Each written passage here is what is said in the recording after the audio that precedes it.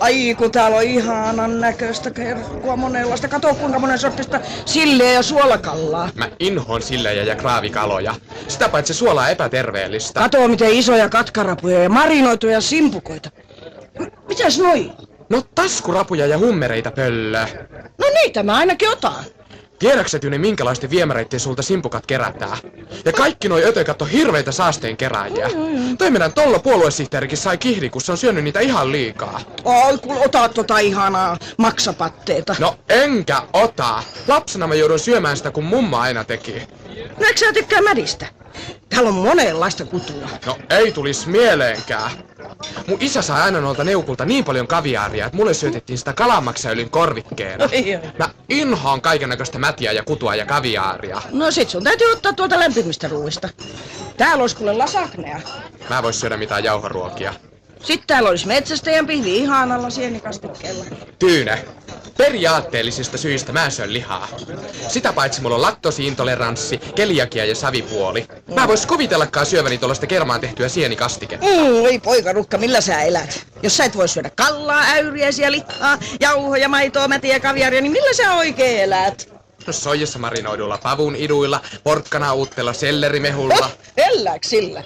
No kyllä mä sit ostan terveyskaupasta hivenaineita, vitamiineja ja muita välttämättömiä lisäaineita, joita tästä saastuneesta roskaruoasta ei voi saada.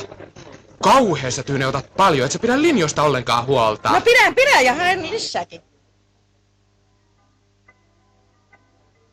Jaahas, Tollo, lues mitä se lista tarjoaa meille. Täällä olisi tuoretta parsaa, Helvetti. alkusalaatti, Minä en oo kuule mikään marsu. kasvispiiras ja kanaliemi. Hinttariruokaa. Sä oot aina tommonen nirsoravintola, se sulle ei kelpaa mikään. Vai ei kelpaa? Mä haluan alkupaloiksi muutaman nahkiaisen ja sinappikastiketta. Anoppi käski mun katsoa, että sä et syö nahkiaisia, lääkärin määräys. Lasimestari silliä ja suolamuikkuja. Lääkäri just kielsi ne sulta sun viimeisen kihtikohtauksen jälkeen. Niin, ja sitten mä haluan ilmakuivattua poroa. Ei, sehän on hirveä kolesterolihomma. Lämmitä ruokaa odotellessa minä otan tappaiskeittoa, sellaista, jossa ruistaikina kuorrut päällä. Eihän kukaan voi syödä tommoista määrää. Juu, ja lämpimäksi ruoaksi minä olen ajatellut ottaa sellainen 400 gramman tornedoks. Joo, ja jälkiruoksi varmaan haluat vielä aispaini.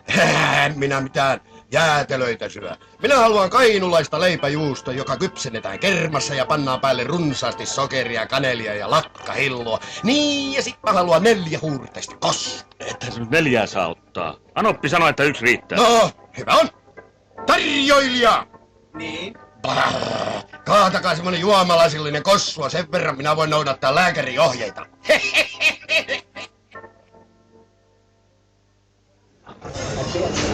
Mihin ne veittet ja haarukat on piilotettu? Tämähän on kuin asekätkentä juttu. Mikä ihmeen asekätkentä juttu? Oi voi poika, kun teillä nuorilla on toi historian tuntemus niin olematon. Mennään tonne pöytään, niin mä vähän kerron. No mä oon kuule ihan hyvin perillä jostain Persialahden sodasta. Sitten mä luin just yhden lehtijutun, että Neuvostoliitto kävi monta vuotta sotaa Afganistanissa. Ja isoisä on kertonut yhdestä kylmästä sodasta, jota Suomi kävi Venäjää vastaan. Talvisota on eri asia kuin kylmä sota. Talvisodan jälkeen tuli jatkosota ja kun suomalaiset pelkäsivät, että ryssä miehittää tämän maan, niin sotaväki pani vähän aseita piiloon. Pahan päivän varalle. Eikä, aseita piilotettiin. Minne? Meitilläkin oli vapaapalokunnan letkujen kuivaustornissa konepistooleja ja pikakiväärejä. Me niitä isävainaan kanssa käytiin rasvaamassa, etteivät ruostu. Älä. Onks ne vieläkin siellä palokunnan pinnillä? Ei joo. Vuonna 1955 pitäjään tuli kuorma-autolla semmoinen pystytukkainen mies, joka sanoi, että hänellä on kenraali Airon määräys noutaa aseet pois. No oliks se ryssäparra silloin jo ohi? Ryssää pitää aina varoa. No mihin ne aseet joutu? Isävainaa oli mukana, kun se pystytukkainen mies ajoi ne aseet Mäntyluoren satamaan. Siellä ne lastattiin yhteen kuupalaiseen laivaan ja tullikirjoissa luki, että romurautaa. No mihin Kuuba tarvitsi romurautaa? Oikalään oo tyhmä. Siellä oli se Castro, joka teki vallankumousta ja tartti kättä pitempää. Silloin kun ne partasut tuli alas vuorilta, niin se oli niin hauskaa katsella, kun niillä roikkui olkapäällä Suomi-konepistooli. Ja jeepin perässä törrötti kommesti Lahti Saloranta ilmatorjuntakivääri. Mut kuka se oli se pystytukkainen mies, joka keräsi niitä aseita? Se ei koskaan mulle oikein selvinnyt. Mutta isävainaa sanoi, että se oli kovaa kauppamies. Että varmaan joskus pääsee kauppaneuvokseksi. Sellaistakin tietoa liikkuu, että niillä asekaupan rahoilla se olisi ostanut ääniä seuraavan vuoden presidentinvaaleissa. Oikein matkalaukulla oli kannettu rahaa eduskuntataloon. Joo, et sellainen juttu. No semmoinen.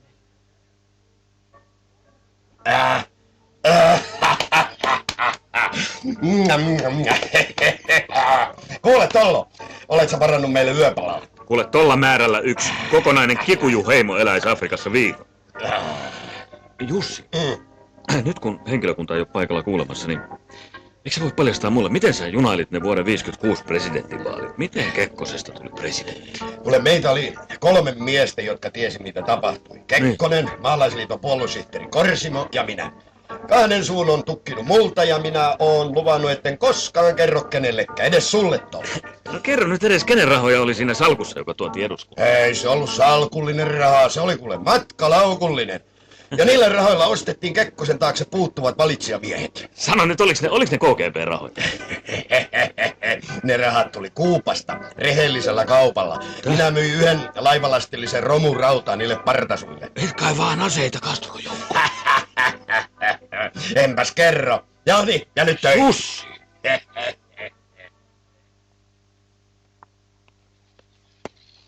Sääli, että sä Timo ymmärrä näitten tyttöjen päälle. Täällä on laiva täynnä nättiä likkoja. Ja Paukkuhan aina sanoi, että tää Cinderella on maailman suurin porauslautta. Eikö sun silmää syttää hivelle tää laivan kommentti Stuartit? Oi, mä en kuule halua kuulla sanaakaan Stuarteista. Mun poikaystävä Svante, joka on Finnari Stuartti, on pettänyt mut. Kerranhan sä kerroit, että teillä on vähän niinku muskettisoturien periaatteet. Kaikki yhden ja yksi kaikkien kanssa. No se nyt kuuluu meidän kulttuuriin, että meillä on sellainen kollektiivinen suhdeverkosto. Se on kyllä tullut mulle selväksi. Mut nyt mä oon niin loukkaantunut. Svante on pettänyt mulle San Franciscossa antamansa avioliitto- ja uskollisuuslupauksensa. No mitäs se Svante nyt on tehnyt? Tyyne, se palistui vitskuks. Mikä se on? No Vitsku. tiedäthän sä nyt sellainen, joka on vähän niinku molempien kanssa. Svante on tehnyt alhaisimman tempon, mikä ihminen voi tehdä. Se oli lennolla nykissä, ja sen koneen yksi lentoemäntä Pipsa, semmonen pitkä punatukkainen hupakko, kehtäs vietellä Svanteen. Oi kun mä kuule on iloinen Svanten puolesta, jos se vihdoinkin on löytänyt oman itsensä. Tyyne! Mitä sä voit olla tollanen homeinen hetskujuntti? Ajattele nyt, minkä riskin Svante ottaa. Tällä teolla se sulkeutuu meidän yhteisön ulkopuolelle. Se saa porttikielon Cambriiniin. Ai, kyllä homon kostos on kauhee. Aivan.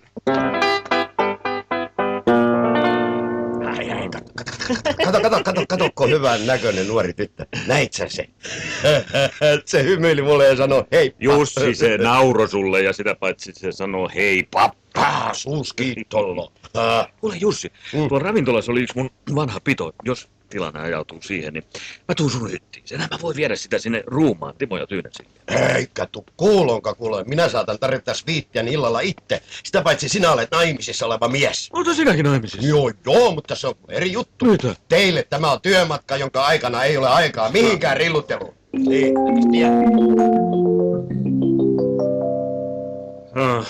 Kuuluuko tää sinne taakse? no kokeile, Bonkre. No et Bonkre.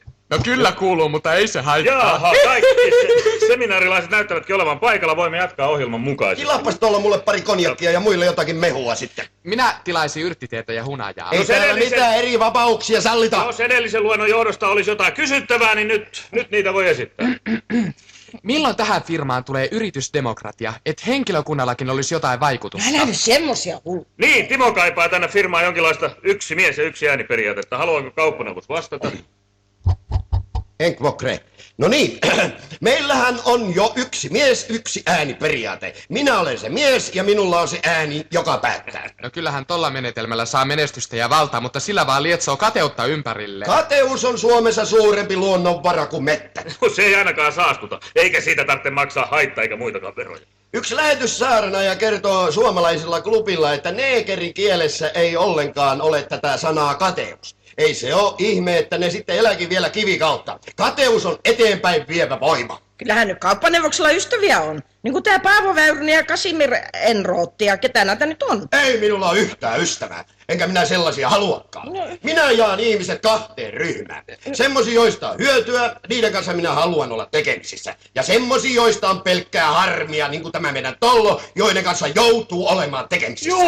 Jussi, jos sä vähänkin laskisit niitä palveluksia, joita mä oon tehnyt näiden vuosien mittaan hallituksen erityisavustajana, kansanedustajana ja puoluesihteerinä, niin sä ymmärtäisit olla kiitollinen niistä ystävän palveluksista. Ystävän palveluksista, hyi! Sä asut minun asunnossani, ajat minun autoani, oot saanut multa tyttären muijaksi ja mä maksan sulle pimeätä palkkaa ja tuot mulle aina nippukaupalla laskuja maksettavaksi. Sun pitäisi olla kuule kiitollinen. Muistasi Jussi, kuinka monta makkaran tuontilisenssiä mä oon kaatanut sun kilpailijoilta? Se on merkinnyt sulle 10 miljoonien markkojen hyötyä. No sehän on sun työtäs. Sun toivomuksista mä järjestin kuluttajavirkamiehiksi maan tyhmimmät demarit, etkä ei voi väittää, että niistä olisi ollut haittaa sun bisneksille. Mutta se sun suosittelema armeijan muonitusmestari hylkäs mun makkaran. Kun se väitti, ettei Pauku Lenkki kelvannut sissi muonaksi perkele. Muista niin. Jussi, että minä lopulta onnistuin myymään sen makkaraerän YK:lle. Kuinka mä voisin unohtaa? Siitä oli syntyä iso kansainvälinen selkkaus. No miten nyt rehellinen kauppa voisi sellaisen selkkauksen aiheuttaa? YK jakoi sitä makkaraa Persianlahden sodassa niille irakilaisille sotavangeille. Hyvän tekeväisyltä se musta kuulostaa. Irakilaiset sotavangit nousi kapinaan. Ne rättipät kehtäs väittää, että Bagdadissa sellaista makkaraa ei syö edes koirat. Irakin pojat tappeli vankileirillä ensimmäistä kertaa tosissaan sen sodan aikana. No ja. Amerikkalaiset meinas joutua kuseen niiden kanssa. Ja sen jälkeen kaiken maailman vaivaishoitojärjestöt, niin kuin se Punainen Risti, oli mun kimpussa ja väitti mun syyllistyneen sotavankien epäinhimillisen kohtelun. Tollokin joutui tekemään tosissaan töitä, ettei juttu vuotanut lehteen. Haha! Jussi, se tunnustit. Musta on ollut sulle hyötyä. Enkvokrai. Näin seminaarin virallisen osan lähestyessä loppua minä haluaisin ikään kuin yhteenvetona esittää henkilöstöpoliittiset näkemykseni. Minun ehtoni ovat työrauha ja pienet kohtuulliset palkat. No ne on nykyisin jo kohtuuttoman pienet. Niin ja sitten minä edellytän henkilökunnaltani ahkeruutta, kohteliaisuutta ja hienotunteisuutta. Geneven parhaassa hotellissa oli semmonen pääportteri, joka sopisi esimerkiksi teille kaikille. Ai joo, se venäläisen emigranttiruhtinaan Potjemkinin poika. Oli hieno mies. Oli. Mullekin aina sanoi, että Monsieur kuppa neuvos. Minä kun tulin yhtenä yönä siihen hotelliin, niin hotellin aulassa juoksi yksi tietty humalainen suomalainen mies munasillaan ja sitä ajoi takaa paikallinen tämmönen, no hutsu, kirkuva nainen. Piikkikorku kädessä ja yritti lyödä sitä miestä. Se oli kauheata katsoa. Olipa rivoa meininkiä. Joo. Tollasia noi hätskut on. Seuraavana aamuna tää portieri, arvokas harmaatukkainen ruhtinas tuli sanomaan mulle, että Monsieur Koskivuo, mehän olemme aina voineet puhua luottamuksellisesti. Tietenkin minä sanon. Teillähän ei ole koskaan ollut valittamista hotellimme palvelun No ei tietenkään, sehän on maailman paras hotelli. No, sitten se ruhtinas sanoi, että ettehän loukkaannut, jos sanon, että tämä teidän ystävänne seurassa viime yönä ollut daami ei ollut hieno nainen. Kuka se äijä oikein oli, jota se huoraili takaa? Sitten se ruhtinas pyysi minua välittämään nappiukolleni sellaiset terveiset, että jos kauppaneuvos Paukku haluaa luotettavia ja hienostuneita daameja seurakseen, niin kannattaa kääntyä hänen puoleen. Mistä helvettiä se Tollo puhuu? Minun ihmissuuden seminaarissani käsitellään vain henkilökunnan asioita. Ja tämä istunto päättyy nyt. Ja Tyyno ja Hookka katsoo, että Tollo pysyy hetissä koko loppuillan. Ettei pääse laivalla levittelemään juoruja. Me kaikki kolme joudutaan kököttämään siellä ruumassa. No ette kai te oleta minun siellä pitävän vahtia. Mätkänet sun pirkkaa. Mitä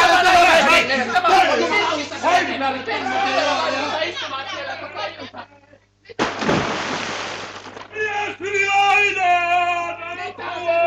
Katse! Mies yli aina!